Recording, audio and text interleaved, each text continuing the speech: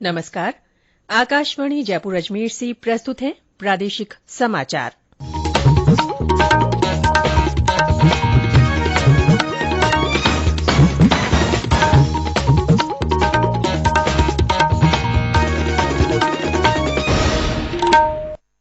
मुख्य समाचार।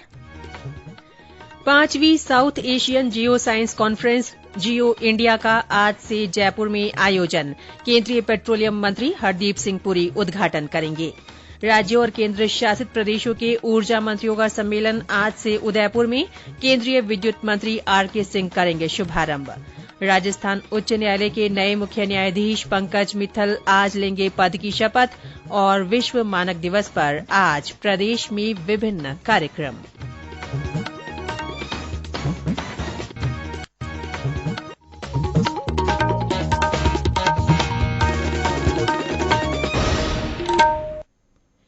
समाचारों के साथ मैं रितिका गुप्ता। और अब समाचार विस्तार से। केंद्रीय पेट्रोलियम, प्राकृतिक गैस और शहरी मामलों के मंत्री हरदीप सिंह पुरी आज जयपुर में 5वीं South Asian geo science conference geo India 2022 का उद्घाटन करेंगे। 3 दिन की इस कॉन्फ्रेंस में भारत और संयुक्त राज्य अमेरिका, नॉर्वे और यूरोपीय संघ सहित अन्य देशों के 100 से अधिक विशेषज्ञ विभिन्न मुद्दों पर चर्चा करेंगे। एपीजी के अध्यक्ष और ओएनजीसी में कार्यकारी निदेशक एसएन चिटनिस ने बताया कि सम्मेलन में 1,500 से अधिक भूवैज्ञानिक और 600 प्रतिनिधि भाग लेंगे। उन्होंने सम्मेलन के दौरान होने वाले विभिन्न सत्रों की भी जानकारी दी।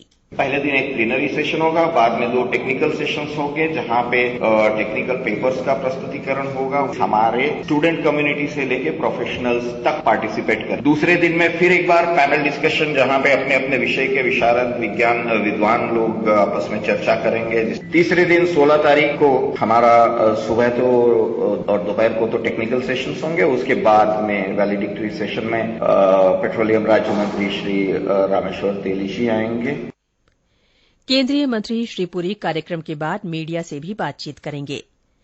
विधि और न्याय मंत्रालय आज से गुजरात के एकता नगर में कानून मंत्रियों और सचिवों का अखिल भारतीय सम्मेलन आयोजित कर रहा है। 3 दिन के इस सम्मेलन में राज्यों और केंद्र शासित प्रदेशों के विधि मंत्री और सचिव भाग लेंगे।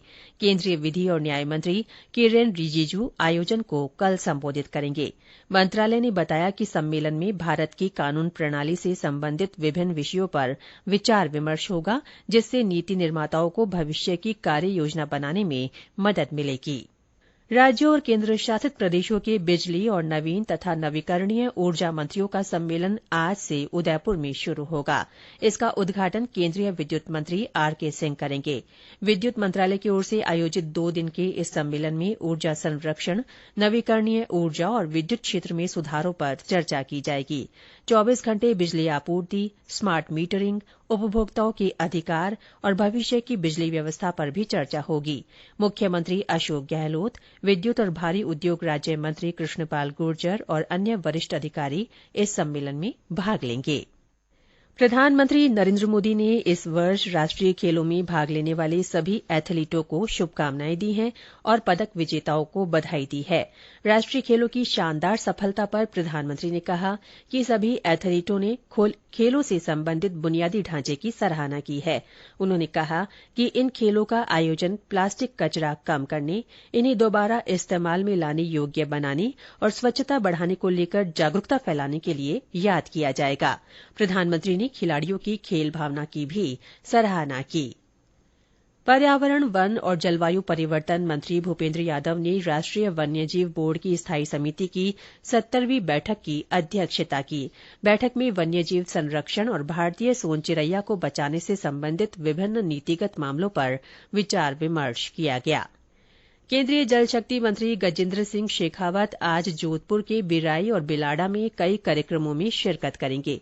श्री शेखावत बिलाड़ा में तिरंगा सर्किल पर शहीदों की स्मृति में बनाए गए शौर्य स्मारक पर करीब 111 फीट के तिरंगे के ध्वजारोहण कार्यक्रम, अमर जवान स्टैच्यू और नई एम्बुलेंस के लोकार्पण समारोह में शामिल होंगे।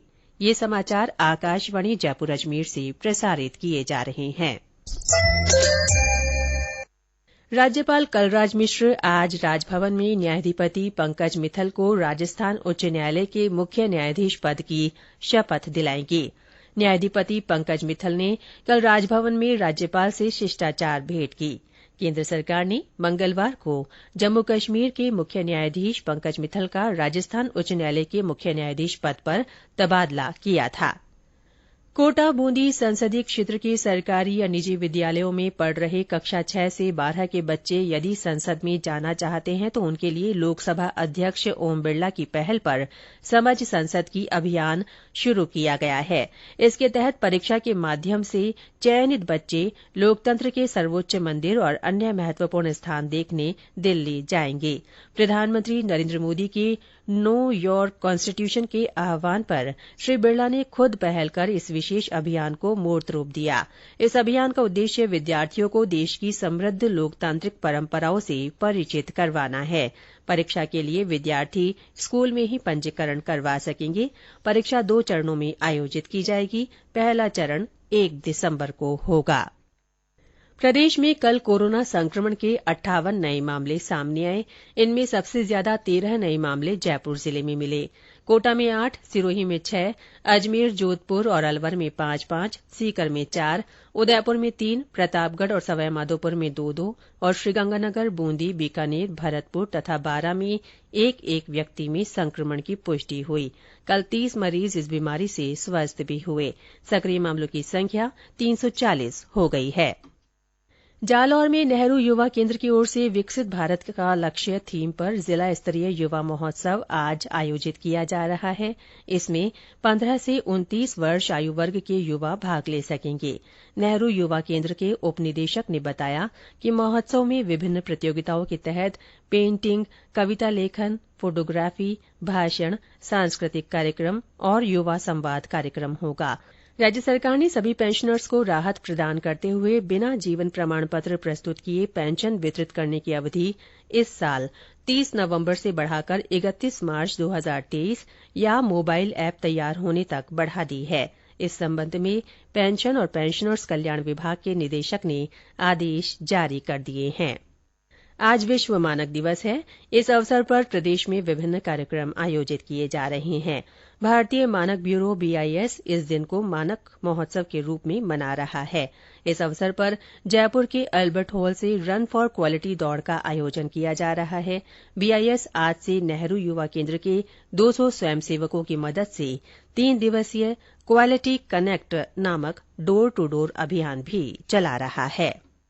बीकानेर में आज से 5 दिवसीय बीकानेर थियेटर फेस्टिवल की शुरूआत हुई। इस दौरान देश के 15 शहरों के लगभग 500 रंगकर्मी 25 नाटकों का मंचन करेंगे। आयोजन समिति के सदस्य ने बताया कि फेस्टिवल के पहले दिन आज चित्तौड़गढ़ के नारायण शर्मा के लोकनाट्य तुर्रा किलंगी का मंचन होगा। प्रधानमंत्री नरेन्द्र मोदी 30 अक्टूबर को आकाशवाणी के मन की बात कार्यक्रम में अपने विचार साझा करेंगे। ये मासिक रेडियो कार्यक्रम की 94वीं कड़ी होगी। प्रधानमंत्री ने कार्यक्रम के लिए लोगों से अपने विचार साझा करने को कहा है। श्रोता नमो ऐप या माई जीओवी ओपन फोरम पर अपने विचार साझा कर सकते हैं। वे टोल फ्री नंबर 1800-117800 पर भी डायल कर प्रधानमंत्री के लिए अपना संदेश हिन्दी या अंग्रेजी में रिकॉर्ड करा सकते हैं। फोन लाइनें 28 अक्टूबर तक खुली रहेंगी। और अंत में मुख्य समाचार एक बार फिर। 5वीं South Asian geo science conference geo India का आज से जयपुर में आयोजन हो रहा है। केंद्रीय पेट्रोलियम मंत्री हरदीप सिंह पुरी उद्घाटन करेंगे। राज्यों और केंद्र शासित प्रदेशों के ऊर्जा मंत्रियों का सम्मेलन आज से उदयपुर में शुरू हो रहा है। केंद्रीय विद्युत मंत्री RK सिंह सम्मेलन का शुभारंभ करेंगे। राजस्थान उच्च न्यायालय के नए मुख्य न्यायाधीश पंकज मित्तल आज पद की शपथ लेंगे। और विश्व मानक दिवस पर आज प्रदेश में विभिन्न कार्यक्रम आयोजित हो रहे हैं। इसी के साथ प्रादेशिक समाचार बुलेटिन समाप्त हुआ। नमस्कार।